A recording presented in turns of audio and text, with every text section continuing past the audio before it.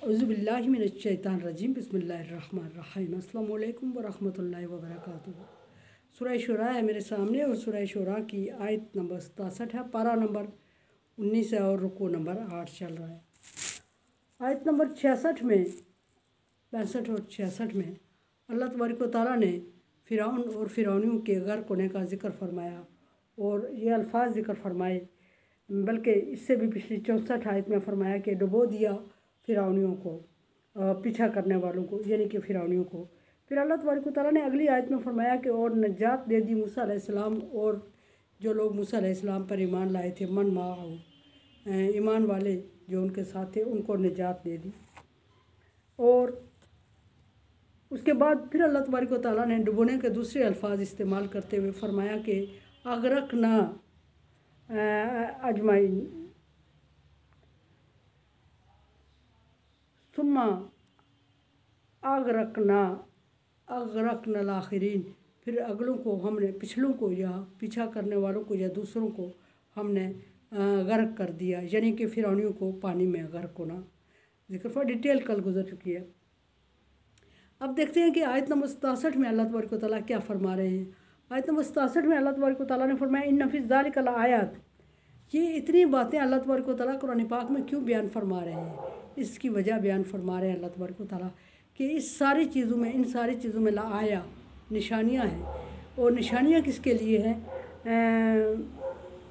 मा काना अक्सर मोमिनीन, लेकिन अक्सर लोग इस पर ईमान नहीं रखते। दो बातें ज़िक्र फरमाई। ये सारी चीज़ें बयान करने में अल्लाह तबारक व तआला की तरफ से आया है। आयात का मतलब निशानियाँ, निशानी है। और दूसरी बात अल्लाह तबारक व तआला ने फरमाया कि अक्सर लोग फिर भी ईमान नहीं लाते।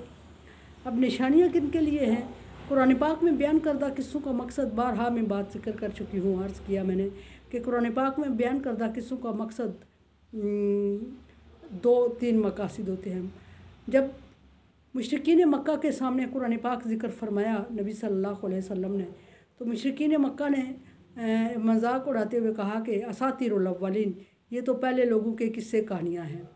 तो नबी सल्लल्लाहु अलैहि वसल्लम इस चीज़ से बहुत दिल बर्दाश्त होते। और फिर आले मक्का ने ये भी कहा कि क्या सुनने जाए, पिछले लोगों के किस्से कहानियाँ ही तो बयान कर रहा है और ये अपनी तरफ से बयान कर रहा है और कुछ ग्रोह, कुछ टोला इसने बनाया हुआ है जो इसके साथ हमायती होता है, हमदर्द होता है और वो इसकी मानता और समझता है और ये अपने आप को मजबूत किए जा रहा है।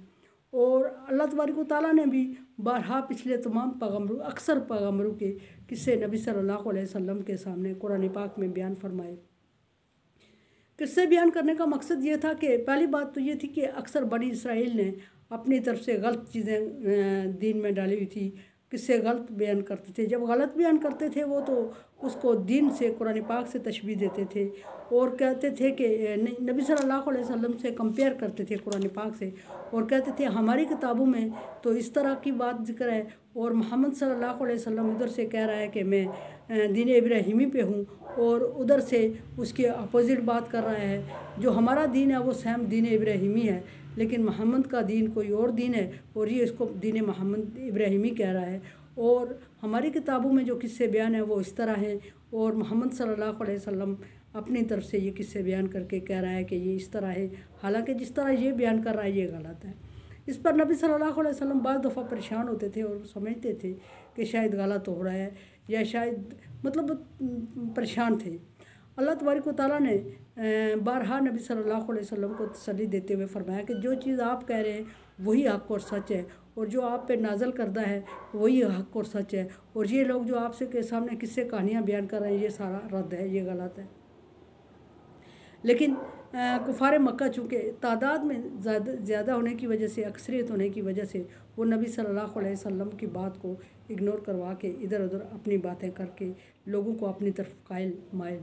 कर देते थे, मुतवज्जे कर देते थे और आप सल्लल्लाहु अलैहि वसल्लम परेशान होते थे। अब यहाँ फिर बात यह है कि एक मकसद ये था कि सच्ची बात वजाहत के साथ कि जिस तरह ये कह रहे हैं, अहले किताब कह रहे हैं या मुशरिकीन कह रहे हैं, असल किस्से इस तरह नहीं हुआ था, बल्कि जिस तरह सही हुआ था उस तरह अल्लाह तबारक व तआला ने नबी सल्लल्लाहु अलैहि वसल्लम के सामने बयान फरमाना था कि नबी सल्लल्लाहु अलैहि वसल्लम सही और सच्ची बात से आगाह हूँ, इसलिए आप सल्लल्लाहु अलैहि वसल्लम के सामने वो किस्से बयान किए। اور بعض دفعہ یہ بھی آپ صلی اللہ علیہ وسلم نے فرمایا کہ آپ کو فرمایا گیا کہ یہ جو اپنی طرف سے باتیں کر رہے ہیں یہ ان کی اپنی بنائی ہوئی باتیں ہیں، اصل دین تو اور ہے۔ انہوں نے دین میں اپنی طرف سے چیزیں ڈال کے دین کو خلط ملط کر دیا، اور اس کو پھر اللہ تبارک و تعالیٰ سے منسوب کرتے اور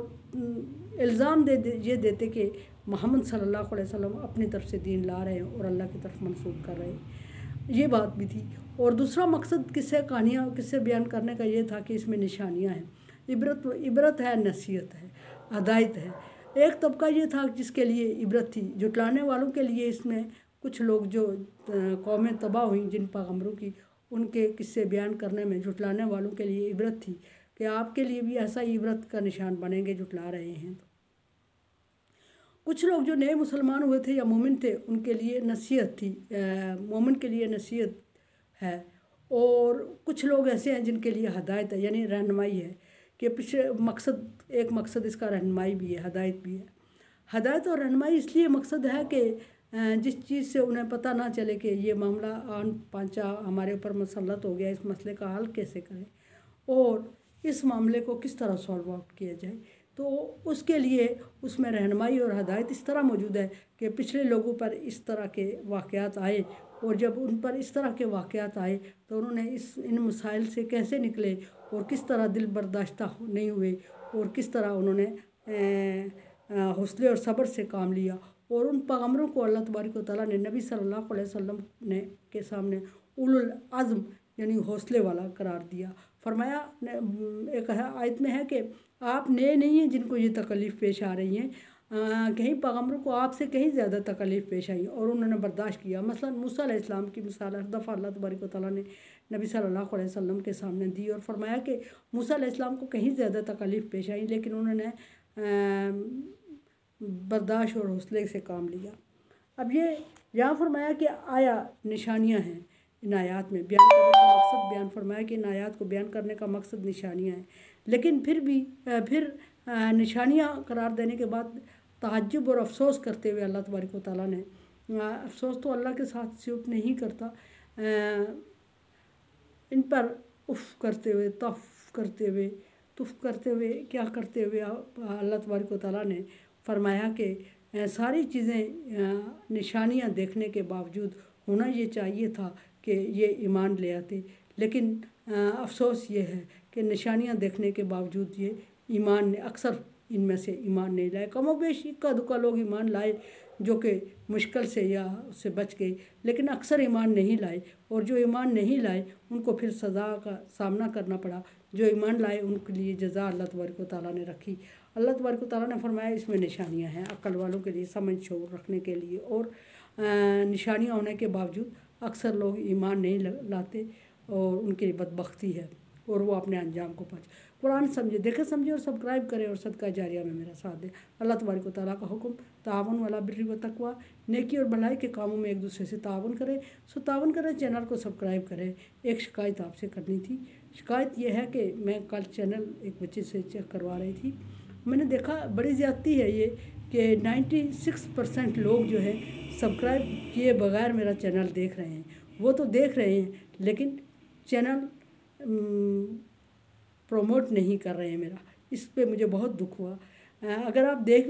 ہی رہے ہیں تو یوٹیوب پہ چینل کو سبسکرائب کریں اور پروموٹ کر کے مجھے شکریہ کا موقع دیں، یہ کیا زیادتی ہے؟ مجھے آپ سے شکایت۔ اللہ حافظ۔